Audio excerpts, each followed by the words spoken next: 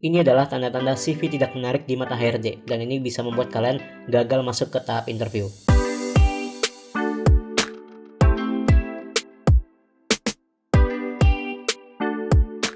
Halo teman-teman, kembali lagi bersama gue Junar. Jadi di channel ini, gue akan membantu kalian untuk apply kerja, lolos interview, sampai diterima bekerja. Jadi hari ini kita bakal kasih sedikit ya ilustrasi lah, semacam kayak contoh gitu. Bukan berarti untuk dicontoh ya, bukan. Tapi maksudnya ini adalah kira-kira kayak contoh CV yang tidak menarik di mata HRD, supaya kalian bisa menghindarinya, dan juga gue akan kasih solusinya buat kalian. Jadi kita mulai dari yang pertama. Yang pertama adalah fontnya terlalu alay atau terlalu berlebihan. Ya kadang orang kan suka bilang ini fontnya alay banget sih, atau fontnya kok saking alaynya jadi nggak bisa dibaca. Itu kalian perlu hindari ya. Jangan sampai kalian memilih font yang tidak menarik atau bahkan sampai nggak bisa dibaca, karena itu akan membuat si HRD jadi males baca CV kalian, akhirnya jadi di skip, dilewatin. Ya kalau udah dilewatin ya kalian tahu lah ya apa yang bakal terjadi. Yang terjadi adalah kalian tidak lolos sampai ke tahap interview, kalian nggak bisa masuk ke tahap interview, dan itu akan merugikan kalian membuang banyak waktu. Oke, gimana sih contohnya CV yang alay dan sebenarnya harus pakai font apa? Sini gue tunjukin. Oke teman-teman, jadi ini CV gue, tampilannya seperti ini ada about me, ada work experience gitu ya kan, dan lain-lain gitu. Anggaplah misalkan fontnya gue ganti. Nah misalkan font yang alay itu kayak gini nih teman-teman. Nah, pusing kan lo bacanya.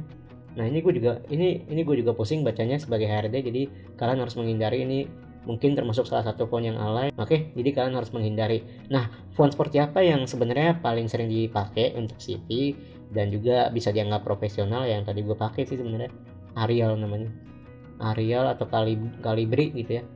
Calibri oke nih, ini profesional juga kok.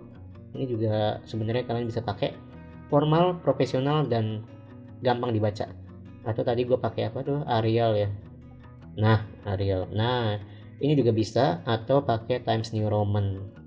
Ya, tapi Times New Roman udah mulai jarang sih, tapi masih oke lah. Dan yang kedua adalah warna yang terlalu terang ataupun terlalu gelap. Gimana contohnya? Ini gue kasih contohnya. Nah, misalkan ini kan putih ya, kayak profesional lah. Ya kan, tapi gue kasih lihat misalkan nggak profesional gitu ya. Misalkan nih, page color. Nah, ini masih lumayan lah ya. Coba contohnya yang paling terang banget, kuning misalkan. Nah, ini kenapa gue sangat menyarankan tidak boleh, karena ini tuh bener-bener terang banget, susah dibacanya ya. Apalagi kalau misalkan ini masih penting nih perpaduan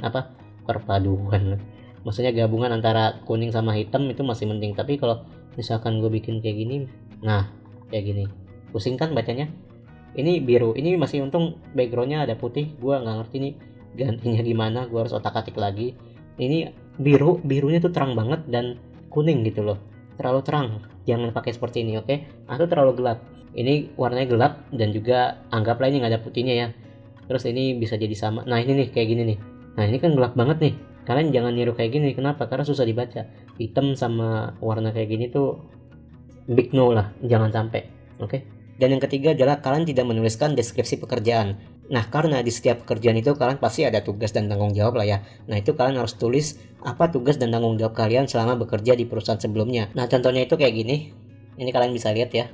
Jadi kalian tahu kalian tuh kerjain apa. Jadi HRD juga tahu, HRD juga ngerti tugas dan tanggung jawabnya ngapain, dan juga kalian tuh bisa membuktikan bahwa kalian tuh pernah bekerja di perusahaan itu. Dan yang keempat, kalian terlalu banyak icon ataupun logo yang nggak penting.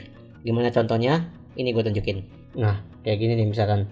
Ini berantakan banget beneran. Tapi maksud gue icon-icon kayak gini, Instagram, YouTube, LinkedIn ya. Ini kalian harus hindari. Walaupun mungkin kalian berpikir ini butuh, tapi ya jangan dipakai. Kenapa? Karena kalau banyak icon kayak gini tuh sebenarnya nggak menarik sebenarnya. Jadi ya kalian harus kurang-kurangin kayak icon logo Instagram, YouTube atau LinkedIn gini. Cukup kalian tulis aja misalkan L LinkedIn gitu kan, kayak inisial gitulah ya. Atau misalkan kalian tulis LinkedIn, email kayak gitu. Jadi jangan kasih setiap contact person harus ada logonya, harus ada ikonnya kayak gitu. Itu nggak perlu, oke?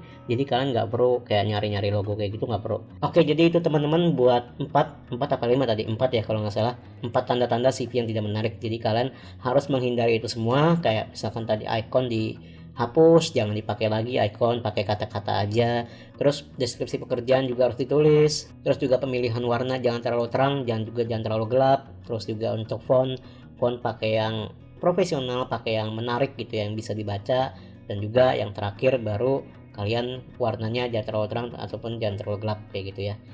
Oke, itu aja teman-teman buat tips hari ini. Semoga dengan adanya tips ini CV kalian bisa menjadi lebih menarik di mata HRD dan mudah-mudahan bisa lolos seleksi dan juga masuk ke tahap interview. Oke, setelah video ini gue akan share tentang tips-tips interview lebih banyak dan juga supaya kalian bisa gimana sih caranya menjawab pertanyaan HRD, seperti apa pertanyaan-pertanyaan yang sering diberikan sama HRD. Oke, gue mau kalian setelah nonton video ini kalian nggak cuman selesai nonton habis itu close lupa gitu ya, nggak mau, gue nggak mau kayak gitu.